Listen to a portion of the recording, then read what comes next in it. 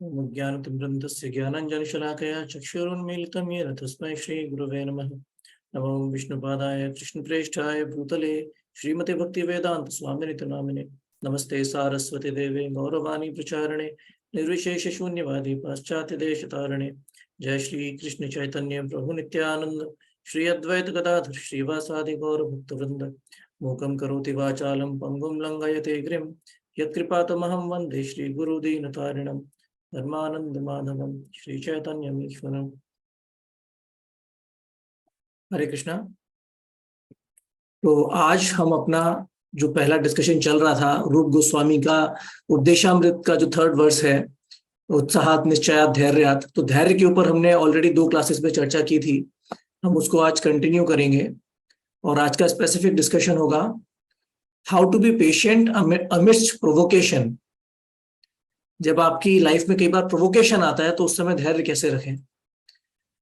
राधानाथ महाराज कहते हैं the greatness of a person has to be estimated by his ability to tolerate provoking situations. जब हमारे जीवन में ऐसे सिचुएशन आते हैं कि हम अपने आप को कंट्रोल में नहीं रख पाते, धैर्य नहीं रख पाते, वैसी सिचुएशन में अगर आपने धैर्य रख लिया तो वास्तव में आप महान, आपको मतलब हमें ऐसे भक्तों को महान समझना चाहिए।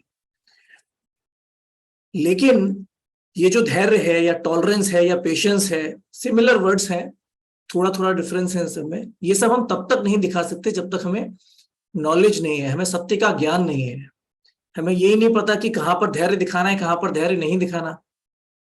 तो सत्य का ज्ञान होना जरूरी है। ज्ञान और अनर्थ में क्या कनेक्शन है, नॉलेज और अटैचमेंट्स में क्या कनेक्शन है। अगर आप देखें, ज्ञान जो होता है वो हमारे अनर्थ मतलब अर्थपूर्ण चीज नहीं है, ये बेकार की चीज है। जब हमें ज्ञान है तो हमें समझ में आ रहा है अर्थ क्या है, तो अर्थ और अनर्थ एक दूसरे के अपोजिट है। तो उसी तरह नॉलेज और फॉल्स अटैचमेंट्स एक दूसरे के अपोजिट है। जब हमें नॉलेज है, ज्ञान है, तो हमें फॉल्स अटैचमेंट्स नहीं रहेंगे।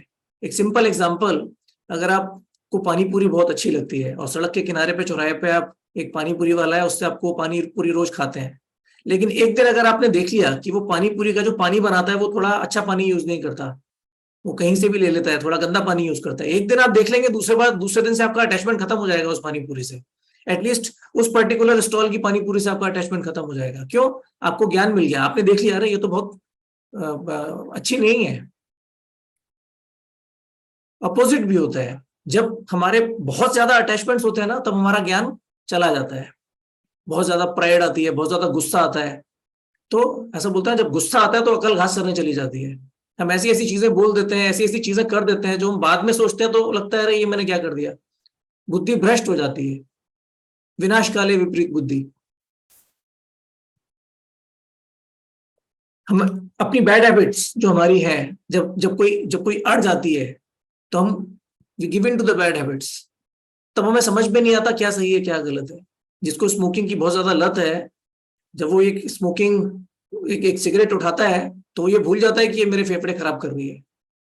तो नॉलेज और अटैचमेंट्स का आपस में एक टग ऑफ वॉर चलती रहती है। कभी ज्ञान जीतता है तो हम अपने अटैचमेंट छोड़ पाते हैं, कभी हमारे अटैचमेंट जीत जाते हैं और हमारा ज्ञान कवर अप हो जाता है। भगवत गीता में भी कृष्ण बोलते हैं संगात सज्जायते कामा क्रामात क्रोधो विजायते क्रोधात भवति सम्मोहा। वो इल्यूजन हो जाता है। सम्मोहात स्मृति विभ्रमा। स्मृति विभ्रमा मतलब हमारी नॉलेज कवर अप हो जाती है, हम भूल जाते हैं सब कुछ, क्या सही है क्या गलत है, लस्ट की वजह से।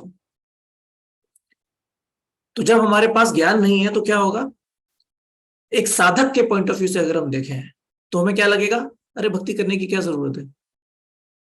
तो एक मटीरियलिस्ट की तरह हम बिहेव करेंगे। अरे कि जिसने कुछ सुना ही नहीं है, जिसने कभी कुछ भागवत में पढ़ा ही नहीं है, गीता पढ़ी नहीं है, उसको क्या लगेगा, अरे ये सब क्या भगवान का नाम ले रहे हो तुम, क्या फायदा। कोई भक्ति करने की जरूरत नहीं है, कोई जल्दी उठने की जरूरत नहीं है, आराम करो थोड़ा। सैटरडे संडे को भी लगे रहते हो, इतनी जल्दी उठ जाते हो, आराम नहीं करते, कभी कभी घूमने नहीं जाते, कभी लाइफ एंजॉय नहीं करते। तो ऐसे लोग ऐसी बातें करते हैं। दूसरे लेवल पर अगर हम आए तो एक ऐसा डिवोटी जो अपने आप को हेल्पलेस फील कर रहा है, एक एक्सक्यूज दे रहा है, विक्टिम मेंटालिटी। हाँ आप सही कह रहे हैं, भक्ति करनी चाहिए, बट मुझसे तो हो ही नहीं पा रही, मैं तो कर ही नहीं पा रहा, कैसे करूं, सुबह नींद ही नहीं खुल रही मेरी, मैं तो इतना गिरा हुआ हूं कि भगवान भी मेरी मदद नहीं कर सकते, भक्ति तो मेरे लिए काम ही नहीं कर रही। इस टाइप के आर्ग्यूमेंट्स।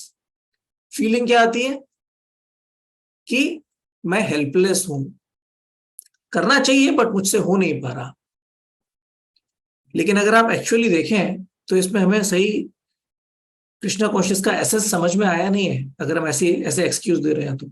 एक जो भिखारी होता है ना, उसको समझ में आता है कि मुझे पैसे की जरूरत है, मुझे रोटी की जरूरत है, जब पेट में आग लगी होती है, उसे भीख नहीं मिलती 2 घंटे भीख मांगने के बाद, तो वो ये नहीं कहता अरे क्या फायदा भीख मांगने के बाद, भीख तो मिलती ही नहीं है, आई एम सो हेल्पलेस। और डेस्परेशन बढ़ जाती है। उसी तरह अगर हमसे नहीं हो पा रही कोई चीज लेकिन हमें उसकी वैल्यू पता है, तो और डेस्परेशन बढ़ जानी चाहिए। जैसे अगर आपका एग्जाम आने वाला है 4 दिन के बाद, 2 दिन आप लेजीनेस की वजह से नहीं पढ़ पाए, तो जैसे जैसे एग्जाम पास आता है वैसे वैसे आग बढ़नी चाहिए, और बढ़ती है। उसी तरह भक्ति में भी होना चाहिए। अरे मेरे इतने सारे अनर्थ रहे अभी, कहाँ मैं कहाँ पहुंचा भक्ति में, मैं तो वहीं का वहीं हूँ, अनर्थ तो सारे वहीं है। तीसरे लेवल पर हम आते हैं सुपरफिशियल भक्ति, लेजीनेस। करते हैं कभी नहीं करते, ध्यान से नहीं करते, सीरियसली नहीं करते भक्ति, एंड जिसके अंदर मेजोरिटी डिवोटीज आते हैं क्योंकि प्रैक्टिस तो कर रहे हैं। जो एक्सक्यूज दे रहा है वो तो कुछ नहीं कर रहा, जो मटीरियलिस्ट है वो तो कह रहा है कि कुछ करने की जरूरत ही नहीं है, और जो डिवोटी एक्सक्यूज दे रहा है उसको थोड़ी बहुत भक्ति के बारे में उसने सुना है, लेकिन कुछ भक्ति के जो प्रिंसिपल्स हैं, साधना भक्ति नहीं कर रहा, शायद चैंटिंग नहीं कर रहा, उठ नहीं रहा, प्रिंसिपल्स फॉलो नहीं कर रहा। तीसरे लेवल पर वो डिवोटीज आते हैं जो प्रिंसिपल्स तो फॉलो कर रहे हैं, लेकिन थोड़ा टक्कू मक्कू, कभी करते हैं कभी नहीं करते, कभी जल्दी उठ गए तो कर लिए, कभी थोड़ा लेट उठे, शाम तक जपा चल रहा है, रेगुलेटरी प्रिंसिपल्स पे थोड़ा कभी किया कभी नहीं किया, तो थोड़ा इधर उधर चल रहा है, तो थोड़ा लेजीनेस। आराम से हो जाएगी तो करेंगे, नहीं होगी तो थोड़ा ज्यादा टेंशन नहीं लेंगे। तो इसमें रीजन क्या है, क्योंकि we have not understood the depth of Krishna consciousness और अर्जेंसी ऑफ कृष्णा कॉन्शियसनेस। इस पर आनंद वृंदावन प्रभु लेक्चर दे चुके हैं कि अर्जेंसी समझने की हमें जरूरत है भक्ति की। फिर चौथे लेवल पर वो डिवोटीज है जो एकदम पक्के से फॉलो कर रहे हैं, एकदम टाइम पे उठते हैं, सब कुछ स्ट्रिक्टली फॉलो करते हैं, लेकिन फ्रस्ट्रेशन होती है। किसी दूसरे को देखेंगे, अरे इसका तो वीडियो बंद है, अरे ये तो जल्दी चला गया, तो लगेगा अरे मैं अकेला फॉलो कर रहा हूं। या फिर कई बार जल्दी उठने में फ्रस्ट्रेशन होगी, रूल्स फॉलो करने में फ्रस्ट्रेशन होगी। उसका रीजन क्या है, साधना भक्ति तो मैं कर रहा हूं, लेकिन ये रूल्स मेरे ऊपर फोर्स क्यों किए जा रहे हैं, इसकी जरूरत क्या है। इसमें एक बहुत बड़ा प्रिंसिपल है जिसमें मैं थोड़ा सा डिटेल में जाना चाहूंगा।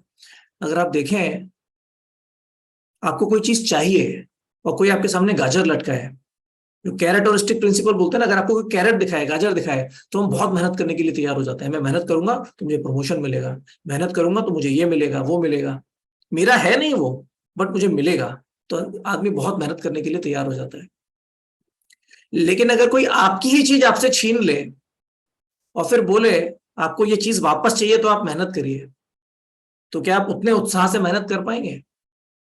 तब लगेगा ये तो मेरी चीज है, इसके लिए मुझसे मेहनत करवा रहे हो, तो उसमें फ्रस्ट्रेशन होती है। अभी देखिए, जैसे अगर किसी को बच्चा नहीं हो रहा तो वो बच्चा पाने के लिए बहुत मेहनत करते हैं। महाराज दशरथ ने भी, उनको काफी समय तक कोई संतान नहीं थी, तो उन्होंने भी यज्ञ किए थे। तब यज्ञ होने के बाद फिर चारों राम लक्ष्मण भरत शत्रुघ्न का जन्म हुआ। लेकिन अगर कोई आपके बच्चे को किडनैप कर ले और बोले हाँ अभी इसको वापस चाहिए तो इसके लिए मेहनत करनी पड़ेगी तुमको, तो आपको कितना फ्रस्ट्रेशन होगा। तो भक्ति में भी हमें लगता है कि जो भक्ति का जो भक्त का टैग है, प्योर डिवोटी का टैग है, वो तो है ही मेरा, मैं तो हूं ऑलरेडी डिवोटी हूं, करने की जरूरत क्या है। भक्ति के लिए मैं तो भक्त हूं, आप मुझे रूल्स एंड रेगुलेशंस क्यों जबरदस्ती फॉलो करवा रहे हैं, इसकी क्या जरूरत है। मैं तो बिना रूल्स रेगुलेशंस फॉलो किए डिवोटी हूं। आप क्यों बोल रहे हैं 32 माला करो, मैं तो 16 माला करने के बाद डिवोटी हूं। प्रभुपाद ने तो 16 माला बोला था। हम वो सच्चाई को नहीं देख रहे कि अभी भी मेरे अंदर अनर्थ है। डिवोटी का तो सिर्फ एक टैग है, तो वो एक अनर्थ है। हमें हमें ज्ञान नहीं है, दिख रहा है कि अनर्थ है, बहुत रास्ता बाकी है अभी प्योर डिवोटी बनने में। अभी मेरी इच्छाएं क्या है, क्या मैं कंप्लीटली सरेंडर्ड हूं भगवान के प्रति, क्या मैं कंप्लीटली सेल्फलेस हूं, क्या मेरे अंदर टॉलरेंस है, ह्यूमिलिटी है, मतलब कुछ नहीं है, बहुत कम है, बहुत लंबा रास्ता है। लेकिन फिर भी हम समझते हैं मैं तो वहां पर हूं, आप मुझे साधना क्यों करवा रहे हैं जबरदस्ती। इसीलिए फ्रस्ट्रेशन होती है। लेकिन जब हमें समझ में आता है कि ये साधना करे बिना मेरे अंदर के जो वासनाएं हैं या अंदर के जो अनर्थ है वो नहीं जाएंगे, तो किसी को बोलने की जरूरत नहीं है। वो अपने आप भक्तों के संग के पीछे भागेगा। उसे जरा सा मिलेगा, अरे यहाँ पर कथा हो रही है, भाग के जाएगा कि मैं कथा सुनूंगा, मेरा मन शुद्ध होगा। उसे उसे पता चलेगा यहाँ पे साधु आए हैं, तो भाग के जाएगा, पूरा दिन साधुओं के साथ रहेगा। ये साधु 2 दिन के लिए आए हैं, चले जाएंगे। तो फ्रस्ट्रेशन नहीं होती। जैसे सीधा एग्जांपल जल्दी उठने का, अगर देखें पहले लेवल पे जो है वो बोलेगा जल्दी उठने की क्या जरूरत है। जो दूसरे लेवल पर है वो एक्सक्यूज देगा, अरे मुझसे तो उठा ही नहीं जाता। जो तीसरे लेवल पर है कभी उठेगा कभी नहीं उठेगा, थोड़ा लेजी फील करेगा। और एक डिवोटी जो रोज डेली पक्का टाइम पे उठता है, वो कभी कभी फ्रस्ट्रेटेड फील करता है, अरे मैं उठ तो रहा हूं बट क्या जरूरत है, काश हम नहीं उठते। बट ये जो ज्ञान और नॉलेज और अटैचमेंट है, नॉलेज है तो अटैचमेंट चले जाते हैं, अटैचमेंट होते हैं तो नॉलेज कवर अप हो जाती है। लेकिन जो एक साधक होता है उसके अंदर दोनों चीजें रहती हैं, उसको नॉलेज भी होती है और उसके अटैचमेंट्स भी गए नहीं है। इसके लिए बहुत ह्यूमिलिटी लगती है। एक जो साधक है बहुत रेयर स्पीशी है, ये ज्यादा लोग ऐसे होते नहीं है। या तो हम टाइम पास भक्ति कर रहे होते हैं तो नॉलेज है ही नहीं, एक्चुअल में साधना चल ही नहीं रही, टाइम पास चल रहा है। या फिर प्योर डिवोटीज हैं, रागानुगा भक्त हैं, ज्ञान है, भगवान के प्रति आकर्षण है, निष्ठा भक्ति के ऊपर चले गए हैं, रुचि आसक्ति प्रेम में चले गए हैं, भाव प्रेम। लेकिन जो बीच में जो अनर्थ निवृत्ति की स्टेज है, जिसकी रियल में अनर्थ निवृत्ति की स्टेज चल रही है, उसको नॉलेज है कि मेरे अंदर बहुत अनर्थ है, तो फिर वो व्यक्ति बहुत हम्बल हो जाता है। अगर आप हम्बल नहीं है तो मतलब आपको नॉलेज है ही नहीं। भगवत गीता में कृष्ण बोलते हैं विद्या विनय संपन्न है। जिसको विद्या है विनय अपने आप आ जाएगा। और स्पेशली अगर आपको यह विद्या है कि मेरे अंदर बहुत अनर्थ है, तो विनय अपने आप आ जाएगा, अपने आप ढीले हो जाएंगे। क्या मेरे को आप इतना बोलते हैं, इतना प्रचार करते हैं, इतने महान है आप, ऐसे भक्त हैं, क्या मेरे तो सेंसेस कंट्रोल में नहीं है, मतलब बेसिक में ही प्रॉब्लम है, तो काहे का मतलब महान भक्त। तो इंसान अपने आप कोई कितना भी ग्लोरीफाई करे, आपको अपने अंदर का सच पता है तो आप प्रचार करेंगे, बड़े बड़े लेक्चर देंगे क्योंकि दूसरों को भला हो रहा है उससे। लेकिन आप बोलेंगे कि ये मेरा नहीं है, भगवान मुझसे बुलवा रहे हैं, मेरे तो खुद के प्रॉब्लम चल रही है। अब प्रोवोकेशंस पर वापस आते हैं। प्रोवोकेशंस 3 टाइप के होते हैं। एक वो सिचुएशन जो जेन्युइन प्रॉब्लम है लेकिन आपके कंट्रोल में नहीं है, हेल्थ का इश्यू हो गया, फाइनेंस का कुछ इश्यू हो गया, कोई टेररिस्ट सिचुएशन हो गई, किसी ने आपको किडनैप कर लिया, पकड़ लिया। क्या कर सकते हैं? हरिदास ठाकुर 22 मार्केट प्लेसेस में उनको पीटा गया था, क्या कर सकते हैं? कुछ नहीं कर सकते। तो वहां पर हमें क्या करना चाहिए? टॉलरेट। ऐसी प्रोवोकिंग सिचुएशंस को सिर्फ टॉलरेट कर सकते हैं और कुछ नहीं कर सकते। ठंडी है, गर्मी है, बरसात है, क्या कर सकते हैं? सिर्फ टॉलरेट कर सकते हैं। बीमारी है, क्या कर सकते हैं? सिर्फ टॉलरेट कर सकते हैं। इसके ऊपर आनंद प्रभु बहुत बोलते हैं, इतनी सारी सिचुएशन उन्होंने ऑलरेडी बताई हुई है। क्या कर सकते हैं? कुछ नहीं कर सकते, सिर्फ टॉलरेट कर सकते हैं। बट दूसरी भी एक कैटेगरी होती है जिसमें हमें टॉलरेट नहीं करना है, हमें उसमें एक्शन लेना है। ऐसा नहीं है कि सब कुछ हमारे कंट्रोल के बाहर है। अगर सब कुछ हमारे कंट्रोल के बाहर है तो फिर भक्ति का क्या मतलब है? कुछ चीजें हैं जो हमारे कंट्रोल में है और जो हमें करनी चाहिए, but they are genuine problems. हर चीज नहीं। अगर कोई फालतू की चीज है हमारे कंट्रोल में है तो उसमें टाइम नहीं वेस्ट करना। लेकिन जो जेन्युइन प्रॉब्लम है, जिसका हमारे ऊपर असर पड़ रहा है, हमारी भक्ति के ऊपर असर पड़ रहा है, उसका हमें कुछ ना कुछ सॉल्यूशन निकालना चाहिए। जैसे हमारी जॉब है, हमारी जो भी रिस्पॉन्सिबिलिटीज है, फैमिली लाइफ है, हेल्थ है, इन सब चीजों का ध्यान रखना चाहिए। ऐसा नहीं बोलना चाहिए कि अरे मुझसे तो हो ही नहीं रहा। कई बार हम विक्टिम मेंटालिटी में चले जाते हैं, मेरे संगी सब गलत होता है, सब मेरे संगी बुरा व्यवहार करते हैं, मैं कुछ कर ही नहीं पा रहा, मैं तो उस रिलेशनशिप में फंस गया हूं, मैं इसकी वजह से ऐसा हुआ, उसकी वजह से ऐसा हुआ, मेरे पास अच्छे से नोट्स नहीं थे इसलिए मैं पढ़ाई नहीं कर पाया, दूसरे सेक्शन में तो अच्छे नोट दिए थे इसलिए उन लोगों के अच्छे नंबर आ गए, हमारे सेक्शन में तो ये टीचर एब्सेंट थे, सिलेबस कवर ही नहीं किया था इसलिए हम लोग फेल हो गए। अरे जो तुम्हारे हाथ में था वो तो करो। बेस्ट नहीं मिला तुमको, तुम्हारी सिचुएशन इतनी अच्छी नहीं थी, तुमने एक अमीर धनी परिवार में, एजुकेटेड परिवार में जन्म नहीं लिया, लेकिन जितना कर सकते हो उतना तो करो। क्या वो कर रहे हो? जितना हम कर सकते हैं वो हमें करना चाहिए, जो नहीं कर सकते वो टॉलरेट करना चाहिए। सिंपल सेरेनिटी प्रेयर, जो मैंने पहले लेक्चर में बोला था कि भगवान जो मैं कर सकता हूं वो मुझे करने की क्षमता दें, जो मैं नहीं कर सकता उसको सहन करने की क्षमता दें, और उन दोनों में भेद करने की बुद्धि दें। क्या टॉलरेट करना चाहिए और क्या टॉलरेट नहीं करना चाहिए, वो बुद्धि क्या है? नॉलेज, ज्ञान। तो जब तक वो हमको नॉलेज नहीं होगी तब तक हमें पता ही नहीं चलेगा कि हमको प्रोवोकिंग सिचुएशंस में रिएक्ट कैसे करना है। जहां टॉलरेट नहीं करना चाहिए वहां टॉलरेट करने बैठ जाएंगे, जहां टॉलरेट करना चाहिए वहां दीवार से सर फोड़ते रहेंगे, चेंज करेंगे, अरे नहीं होने वाला चेंज। और तीसरी कैटेगरी क्या है? पहला टॉलरेट, जो हमारे बस में नहीं है। दूसरा, जो हमारे बस में है उसको चेंज करने का कोशिश करना चाहिए, अपने आप को चेंज करने का कोशिश करना चाहिए। और तीसरा है इग्नोर। बहुत सारे प्रोवोकेशन, जो एक्चुअल प्रोवोकेशन वर्ड यूज होता है वो ऐसी चीजों के लिए यूज होता है जो फालतू की चीज है। प्रोवोकेशन है वो एक्चुअली कोई डेंजर नहीं है, कोई थ्रेट नहीं है, लेकिन आपको कोई प्रोवोक कर रहा है कि आप कुछ गड़बड़ करो, बस आपको कोई उकसाएगा कि आप गुस्सा करो, फिर मैं आपको पकड़ लूंगा, देखो कैसे भक्त हो, आप तो गुस्सा कर रहे हो। तो ऐसे जो प्रोवोकेशंस होते हैं उसमें क्या करना चाहिए? इग्नोर कर देना चाहिए। बहुत सारे लोग आपसे अपसेट होने का नाटक करते हैं, बुरा मान जाते हैं, और हमारे अंदर क्या अनर्थ होता है? अरे ये बुरा मान जाएंगे, अरे नहीं नहीं बुरा नहीं मानना चाहिए, या डिवोटी को सबको खुश रखना चाहिए, तो मैं इसको खुश रखता हूँ और जैसा ये बोलता है वैसा मैं करता हूँ। तो हम उस चीज में फंस जाते हैं, उसको इग्नोर करना चाहिए। या फिर कई लोग हमारे साथ गुस्सा करने का नाटक करते हैं हमारे ऊपर, करने दो उनको गुस्सा, उनके पास एक्चुअली कोई पावर नहीं है। किसी के पास एक्चुअली अगर पावर है और वो हमारे ऊपर गुस्सा कर रहा है या हमसे नाराज है तो हमें ध्यान देना चाहिए। जैसे कंस, जब वो देवकी को मारने वाला था तो वसुदेव रेस्पेक्टेड हिम, वसुदेव ने बराबर उनको रेस्पेक्ट दिया, बराबर उनको बोला कि अरे आप तो इतने महान हैं, आप क्या आप एक अबला नारी पर हाथ उठा रहे हैं। लेकिन वहीं पर कोई ऐसे ही टक्कू मक्कू, कोई मतलब एक आदमी ऐसी चिल्ला रहा होता, कुछ कर रहा होता, तो क्या हम ध्यान देते हैं? सड़क पे भुगते हुए कुत्तों पर हम ध्यान देते हैं? तो जिसके पास पावर नहीं है, खाली बैठे चिल्ला रहा है, खाली बैठे परेशान कर रहा है, उकसा रहा है, उसको इग्नोर करना चाहिए, उसको सीरियसली नहीं लेना चाहिए। जैसे कोई आपके ऊपर अगर सांप फेंके तो रियल डेंजर है, कोई रबड़ का सांप फेंके तो क्या आप चिल्लाएंगे अरे मेरे ऊपर सांप फेंक दिया, सांप फेंक दिया? अरे देखो उससे कोई फर्क नहीं पड़ने वाला, रबड़ क्या है। तो जैसे मैंने बोला, जब हमारे पास सही ज्ञान नहीं है तो प्रोवोकेशन हैंडल करना बड़ा मुश्किल हो जाता है। हम वहां पर टॉलरेट करते रहेंगे जहां पर हम कुछ कर सकते हैं या हमें कुछ करना चाहिए, वो चीजें बदलने का प्रयास करते रहेंगे जो चीजें बदली नहीं जा सकती, और वहां अपना माथा खराब करते रहेंगे। या फिर कुछ चीजें ऐसी होती हैं जो सीरियस थ्रेट्स होते हैं, उनको हम इग्नोर करना चालू कर देंगे, अपनी हेल्थ को, लैक ऑफ एसोसिएशन को। बैड एसोसिएशन, अरे ठीक है क्या फर्क पड़ता है अगर मैं इन लोगों के संग थोड़ा एसोसिएट कर लेता हूँ, तो रियल डेंजर्स हैं ये। प्रहलाद महाराज बोलते हैं कि बैड एसोसिएशन, जो बैड एसोसिएशन है उससे तो अच्छा आप मुझे सांपों के साथ डाल दो, सांपों के विष से तो मैं एक बार मरूंगा, बैड एसोसिएशन तो मेरी बुद्धि खराब हो जाएगी और बार बार मुझे जन्म लेना पड़ेगा, बार बार मुझे मरना पड़ेगा, पता नहीं कितनी बार मरूंगा उस बैड एसोसिएशन के प्रभाव से।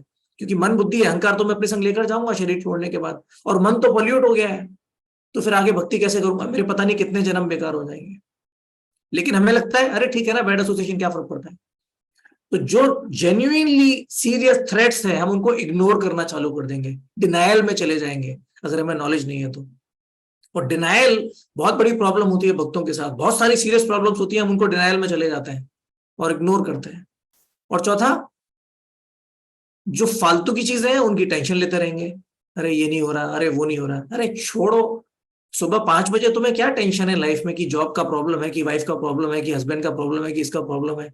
5 से लेकर 8 बजे तक, 9 बजे तक किसी का फोन आने वाला है क्या? कोई प्रॉब्लम सॉल्व हो जाएगी क्या? स्टॉक मार्केट इधर का उधर हो जाएगा क्या सैटरडे को मॉर्निंग में? क्या होने वाला है? जो होगा 9 बजे के बाद देखेंगे, 5 से 9। अभी मुझे भक्ति करनी है, अभी मुझे भगवान का नाम लेना है, कुछ नहीं होने वाला। आप टेंशन लेंगे तो सिर्फ आपका जब खराब होने वाला है, वो टेंशन से वो चीज सॉल्व नहीं होने वाली। लेकिन हम इतना नॉलेज नॉलेज ज्ञान, नॉलेज पर क्यों फोकस कर रहे हैं? हम तो भक्ति करने आए हैं ना यहाँ पर, हम तो नाम जप करने आए हैं। तो क्या हमें चैंटिंग सेशन को आज क्या भागवतम सेशन कर देना चाहिए? 5 से लेकर 9 बजे तक हम भागवतम पढ़ेंगे और भगवान का नाम नहीं लेंगे? इतना हम ज्ञान पर क्यों फोकस कर रहे हैं? क्योंकि जो रियल ज्ञान होता है, जो रियल रियलाइजेशंस होते हैं, वो सिर्फ एक भक्त को मिलते हैं। ज्ञानी तो एक तोते की तरह होता है, सब रट लेता है, लेकिन खुद की इंटेंशन गलत है। उस नॉलेज को हथियार बनाकर कई बार हम गलत तरीके से यूज करते हैं। वैष्णव एटिकेट के नाम पर दूसरे भक्तों के संग हम अपराध करते हैं, उनको वैष्णव एटिकेट सिखाने के नाम पर सेंसिटिविटी चली जाती है, इस टाइप से बहुत गड़बड़ करते हैं। तो अगर भगवत गीता 10.10 और भगवत गीता 10.11 में हम देखेंगे तो कृष्णा खुद बताते हैं। 10.10 क्या बोलता है? तेषाम सतत युक्ता नाम भजताम प्रीति पूर्वकम, जो प्रीति पूर्वक मेरी भक्ति कर रहे हैं मैं क्या करता हूं उनके संग? ददामी बुद्धि योगंतम, मैं उनको ऐसी बुद्धि देता हूं, ये ना माम उपयांति थे, जिससे वो मेरे पास आ सकते हैं। तो भगवान ही ऐसी बुद्धि देते हैं ना, हम किताबों से पढ़कर ऐसी बुद्धि नहीं ले सकते, ये बुद्धि भगवान देते हैं। तो भगवान की जब हम भक्ति करेंगे, भगवान की सेवा करेंगे, भक्तों की सेवा करेंगे जिससे भगवान प्रसन्न होंगे, तो और प्रीतिपूर्वक करेंगे, खुशी से करेंगे, भगवान मैं आपके लिए करना चाहता हूं, तब भगवान वो हमें बुद्धि देंगे जिससे हम उनके पास जा सके। और 10.11 में भगवान क्या बोलते हैं? तेषाम एवानुकंपार्थम अहम अज्ञान जंतवा, मैं उन पर अनुकंपा करता हूं। जिन भक्तों से मैं प्रसन्न हो गया उनके संग में क्या करता हूं? उनके ऊपर ऐसी अनुकंपा करता हूं कि उनके मन के अंदर, उनके हृदय के अंदर जो अंधकार है उसको मैं दूर करता हूं। नाशयामी आत्मभावस्थो ज्ञान दीपे न भास्वता, उनके हृदय के अंदर ज्ञान का दीप जलाकर, ज्ञान देता हूं मैं, ज्ञान का दीप जलाकर एक भास्वता, भास्कर, सूरज को भास्कर बोलते हैं, उजाला कर देता हूं मैं, और सारे अनर्थों का या सारे इग्नोरेंस का नाश हो जाता है, सारा अंधेरा दूर हो जाता है। तो मतलब क्या है? वो ज्ञान कहां से आ रहा है? भगवान खुद दे रहे हैं ना। तो भक्ति से वो हमें डिस्क्रिमिनेशन हम कर पाएंगे, जो फिलोसॉफिकल कन्विक्शन है, डिस्क्रिमिनेशन है, वो खाली किताबें पढ़ने से नहीं होगा। जब हम भक्ति करेंगे, और भागवतम पढ़ना भी एक भक्ति का अंग है, भगवान को प्रसन्न करने के लिए कर रहे हैं, ज्ञान अर्जित करके महान बनने के लिए नहीं कर रहे हैं। तो और भागवतम भी बोलती है, व्हाट इज दैट, भक्ति करने से हमारे अंदर जनियत्याशु वैराग्यम ज्ञानम च यद हेतुकम, वैराग्य और ज्ञान, हम अटैचमेंट की बात कर रहे थे ना, तो वैराग्य और ज्ञान अपने आप अंदर से उत्पन्न होता है। वासुदेवे भगवती भक्ति योगा प्रयोजिता जनियत्याशु वैराग्यम ज्ञानम च यद हेतुकम, अहेतुकी, कॉजलेस भगवान हमारे अंदर से हमें ज्ञान देते हैं। अभी वापस प्रोवोकेशन पर आता है। हम कई बार बोलते हैं मेरे कंट्रोल में नहीं है, लस्ट मेरे कंट्रोल में नहीं है, एंगर मेरे कंट्रोल में नहीं है। तो जब अटैक आते हैं तब हमारे कंट्रोल में नहीं होता, लेकिन हर समय हम अंडर अटैक नहीं रहते। इस समय क्या आपको लस्ट का अटैक आ रहा है? इस समय क्या आपको गुस्सा आ रहा है? इस समय तो अंदर अटैक नहीं है ना। तो एक अटैक आया, हम फेल हो गए, फिर उसके बाद वापस सब शांत हो जाता है, तब हमें प्रिपेयर करना है। फिर वापस एक अटैक आएगा, हमारी तैयारी है तो हम पास हो जाएंगे, नहीं है तो फिर से फेल हो जाएंगे, कोई बात नहीं, निकल जाने दो उसको। फिर नीचे आएगा सब कुछ, फिर शांत होगा। जैसे एक युद्ध है, अगर लड़ाई चल रही है बॉर्डर पे और आप एक सिपाही हैं, आपने प्रिपरेशन कुछ की ही नहीं है, आपको कुछ आता ही नहीं है, गोली चलानी नहीं आती, तो आप हार जाएंगे उस लड़ाई में। ठीक है, वो लड़ाई जब निकल जाएगी तो शांति आएगी ना बाद में, फिर आप अपने बेस कैंप पे वापस आकर प्रैक्टिस करो। वो बोलते हैं the more you sweat in peace the less you bleed in war. अभी वॉर में आप बोले अरे मैं ब्लीड हो गया, मैं अपने सेंसेस कंट्रोल नहीं कर पाया, मुझे गुस्सा आ गया, मैंने ये थोड़ा फोड़ी मचा दी, कुछ तो गड़बड़ कर दी, I failed in a war, I bled. ठीक है, शांति हुई, उसके बाद क्या आप स्वेट कर रहे हो? उसके बाद क्या आप अपना पसीना बहा रहे हो? उसका आपका खून बह गया युद्ध में, लेकिन जब युद्ध खत्म हो गया क्या उसके बाद आप अपना पसीना बहा रहे हो? क्या आप भगवान से याचना कर रहे हो कि भगवान जब पिछली बार अटैक आया था तो मैं फेल हो गया था? क्यों? क्योंकि मैं अपने आप को, जड़ क्या है, क्योंकि मैं अपने आप को भगवान समझता हूं, मैं अपने आप को महान समझता हूं, मैं अपने आप को एंजॉयर, कंट्रोलर, प्रोपराइटर समझता हूं। कोई मेरा कंट्रोल छीन लेता है तो मुझे गुस्सा आ जाता है, कोई मेरा एंजॉयमेंट छीन लेता है तो मैं परेशान हो जाता हूँ, भड़क जाता हूँ, अपना कंट्रोल खो देता हूँ, अपनी पेशेंस खो देता हूँ। तुम बेसिक्स पे वापस फोकस करने पे आ सकते हैं ना हम, कि भगवान कंट्रोलर आप हैं, भगवान प्रोपराइटर आप हैं, भगवान एंजॉयर आप हैं, और मुझे ये बुद्धि कब आएगी? वापस अपना जप करें, अपनी साधना करें, भागवतम पढ़ें, कुछ करें। तो उस समय में जब अटैक नहीं है तब हम कितना कर रहे हैं अपनी भक्ति, उस पर निर्भर करेगा कि जब वाकई में टेस्ट आएगा तब हम क्या कर पाएंगे। जब एग्जाम नहीं चल रहा उस टाइम हम अपनी पढ़ाई कैसे कर रहे हैं उस पर डिपेंड करेगा कि जब एक्चुअल एग्जाम होगा, जब एक्चुअल टेस्ट होगा, तब हम पेपर में क्या लिख कर आते हैं। जब कुछ पढ़ा ही नहीं है तो पेपर में तो ब्लैंक ही छोड़कर आएंगे ना, कुछ नहीं लिख पाएंगे एग्जाम में। लेकिन उस टाइम कुछ नहीं कर सकते, वो 2 घंटे आपको बैठकर सिर्फ तमाशा देखना है, उसके बाद घर पर आकर वापस से पढ़ाई करो अगले एग्जाम के लिए।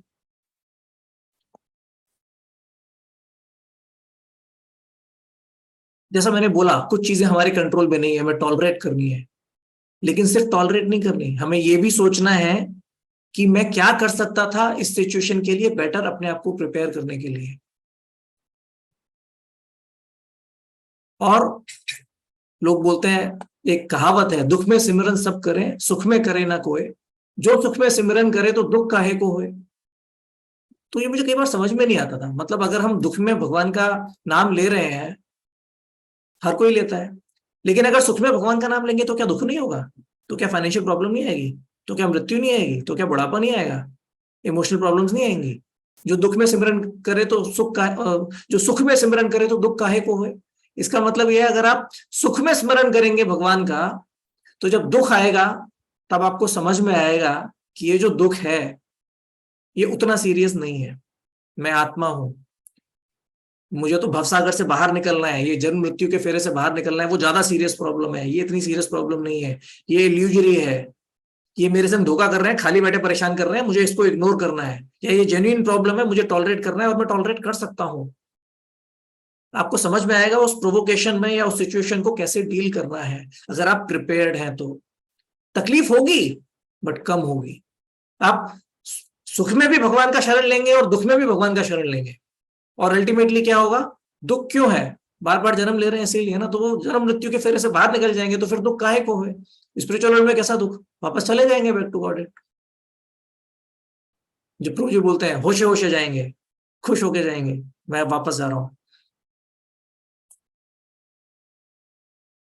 बहुत बड़ी बड़ी बातें कर ली मैंने, मेरी खुद की हालत खराब है।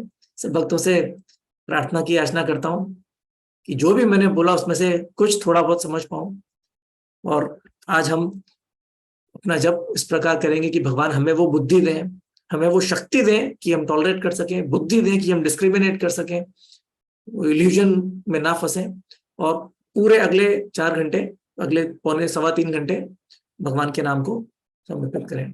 हरे कृष्णा।